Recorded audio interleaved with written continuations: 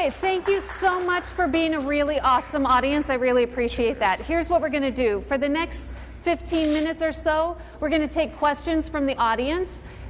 Let me just say a couple of things first. First, I know that a lot of times we don't create space in our society to have this kind of conversation about abusive or unhealthy relationships, about dating violence, about sexual assault. And I know that a lot of times when we hear about sexual assault or rape, those kind of things, a lot of times it's like in movies or TV shows, and people are trying to get us to laugh about that.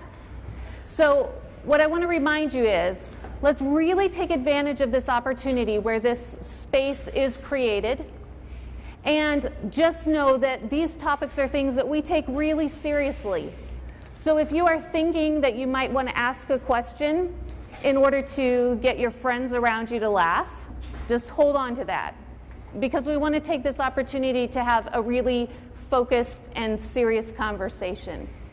The other thing that I want to remind you of is this, that if somebody, I would like to know if we can be in agreement about it, that when somebody raises their hand and asks a question, that we recognize and honor the fact that that person is not asking that question because, oh, I know about her and last weekend, or I know about him and his dad or whatever, right? That we just recognize that people are asking questions because we don't often have this space, and so they're taking the opportunity to use this time to ask questions that they might be having in their brain, that it's not a reflection of something that's happening for them personally. Can we agree to that? Are you with me? I see some thumbs up. Can you? Yes? Great. Okay. I also know that we're asking you to raise your hand and ask a question in front of all of your peers, and that can be a really tricky thing.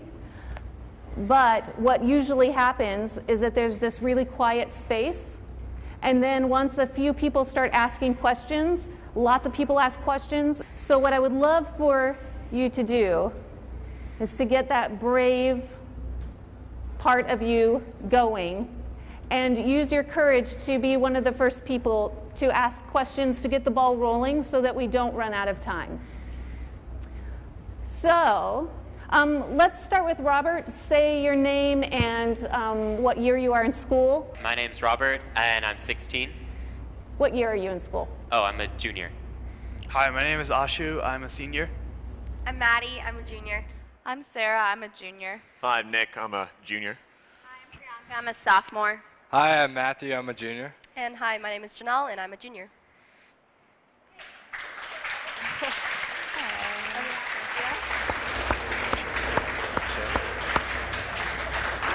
Okay, so questions that you might have. Yes, thank you. That's a great question. So the question is, for the students who are involved in being in the outrage, did you all actually go through this stuff, or did you want to just help so that it doesn't happen? I know for a couple people, myself included, I've been through an abusive relationship and some other stuff. So then when I heard about it, I was like, oh, I can help other people. And I know not everyone in this group has been, but they've either witnessed it, had a friend that's been through it. There's been other instances where, I don't know, just kind of like, yeah, let's help this out. Like, I want to help my friends out. I want to help people out. Like Janelle said before, there's so many people at our schools and the hallways that we see those little things happening, and that's why a lot of us wanted to spread out this message and make sure that it stops. There have been several students who have experienced abuse in their home, also been in abusive relationships, and also have experienced sexual abuse. And I think it's really important to point out that some of the students who have experienced those things have been females, but some of the male performers who have been in this program have also experienced those things as well. So it's not just something that happens to girls. I think that's something that we think about a lot, that it just happens to girls, and that's just not true. Like Priyanka said, dating violence and sexual abuse can happen to females as well as males. Thanks for that question. I appreciate it. Another question? Any other questions? We got one in the way back. Or two, okay. Actually.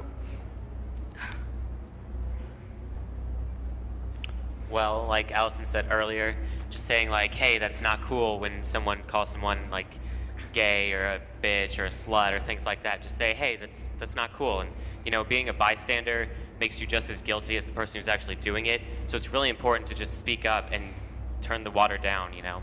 And a lot of people could think it's not cool, but like they don't want to say anything because they don't want to be looked at as weird or different from their friends. So if one person says that's not cool, then maybe like other people are gonna be like, you know what, I completely agree with this person. That's not cool. And so maybe they'll join in. So eventually, like the culture, like that of the school could change significantly just from one person saying that's not cool. And I mean, you got to step up yourself and do it. Don't expect someone else. If you don't think it's cool, you need to step up and say it. Don't think, well, if someone else says it, then I'll join in with them. You need to be the person individually. Each one of us needs to act to stop disrespect in your school to create that culture. And I think, too, it's really, really tricky for somebody to tell somebody else, that's not cool, don't be doing that, when that person does it all the time. So if you are a person who uses those words or, you know, talks bad about people behind their back or gossips, spread rumors, that kind of stuff, if you're a person who does that, it's really possible that the change might need to start with you first before you start calling other people out on it. Because if you're doing it and you call other people out on it, nobody's going to listen to you. So maybe even asking a couple of your friends that are around you, like, do you think there are things that I do that are hurtful to other people's feelings? And just by asking that question, you might be really, really surprised at the answer that you receive, right? Because it's possible that nobody really wants to bring it up to you first, but when you open it up, they might say things that you're really surprised by. If you know anyone who is in an abusive relationship, just know that it's never the victim's fault. It's never their fault because it's the abuser who's putting all the abuse onto the victim. And so many times, you know, like Allison said in the beginning, when we see people in an abusive relationship, we think, well, we wouldn't be in there. Like, why are you so dumb? Why are you in that kind of relationship? When those people who've been in the relationship know that there were good times in there too. And so just know that if you see people in abusive relationships, help the victim and always be on their side. Because a lot of times the victims are isolated and they feel like they can't talk to anybody. So be sure that you're there for them and you're helping them out with their situation. And the subject of this is not very funny.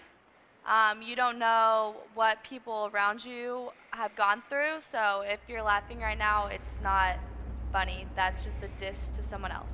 I totally understand that. Sometimes when we talk about this information, because we don't normally talk about it like in a really serious way, it can be a little bit like unsettling, right? But I also wonder if a student, one of you or several of you, might be interested in sharing, do you know people who have experienced these things that we're talking about? With what Allison said about the little things, in order to be a part of the Outrage, we had to go through probably like over 24 hours of training, and that's just learning about the different topics like teen dating, violence, and sexual assault, and learning all these different facts and all the signs of not just domestic violence, but just disrespect in general.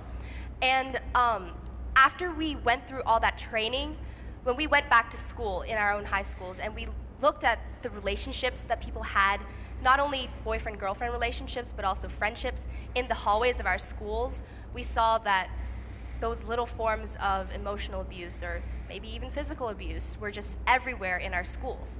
And so we just thought that if they're in our schools, what goes on behind closed doors? Like, what goes on that people don't see? And so that's what really drives us to do this message and to spread the word, basically. Also, just a little side thing. On the back of your purple cards, there's a couple of resources that you can go to. There's the resource for the online, an online chat with college students. You can blog, and it's anonymous. So you can go there and you can talk to them. It's 24/7. There's also a hotline number to call, and so you can call that and get people that are well equipped to help you deal with the situation. The thing to remember about like this dad and daughter scene that happened here between Ashu and Janelle, like, I know that that conversation is probably not going to happen with your dad. I mean, there are a lot of, for some of you it might, but there are a lot of people in here who maybe don't even live with their dad or would never even talk to their dad about that stuff. So the idea is to talk to an adult person about it. It's really okay to talk with your friends about it, but sometimes your friends don't really know the information or advice to tell you. So if you want to tell a friend and then the two of you together to go to an adult to talk about it, and that conversation with the adult person, it should really sound something like the conversation that happened between the dad and the daughter. So if the adult person says to you, you know what, it's no big deal, that's how boys act in middle school, just ignore it and it'll go away. If an adult person is saying those kind of things to you, it's really important to find a different adult person to talk to, right? So be thinking about those adult people in your life that you trust, that you might be wanting to have that conversation with. On the way out of the auditorium today, or the gym, can two people with resources stand and two people with bookmarks, one at each door? You'll be receiving some information. One is a bookmark. On one side it says loves me and some really healthy behaviors in a relationship. And on the other side it says loves me not. And so it's a list of behaviors. If those things are happening in your relationship, that loves me not side, that might be a place to be like, I maybe shouldn't be hanging out with this person. And those two checklists, the loves me and loves me not, can really apply to any relationship, not just a dating relationship. So if you have a friend or a boyfriend or girlfriend who are having that loves me side, that could be a really good relationship. But if you have a friend or a boyfriend or girlfriend or somebody in your life who has that loves me not side, that might be a relationship that you really need to talk to an adult person about. The other card that you'll be receiving are resource cards, and it's a lot of really great information specific to teens. So especially that loveisrespect.org that Matthew was talking about, there's a 24-hour instant message, and there's also now 24-hour text messaging. And who you'll be talking to are 16 to 21-year-olds who have been trained about all this stuff, healthy and unhealthy relationships. And it's a really awesome way to stay anonymous and receive some really good information. And that information can be for you if you're in an unhealthy relationship, or it could be for you to help somebody that you know that's in an unhealthy relationship. So these 4 students will go to the 2 doors and make sure you get 2 things as you walk out. And there will be 4 students who will stay up here if you have some questions or conversation that you'd like to ask them that you didn't want to ask in front of the group.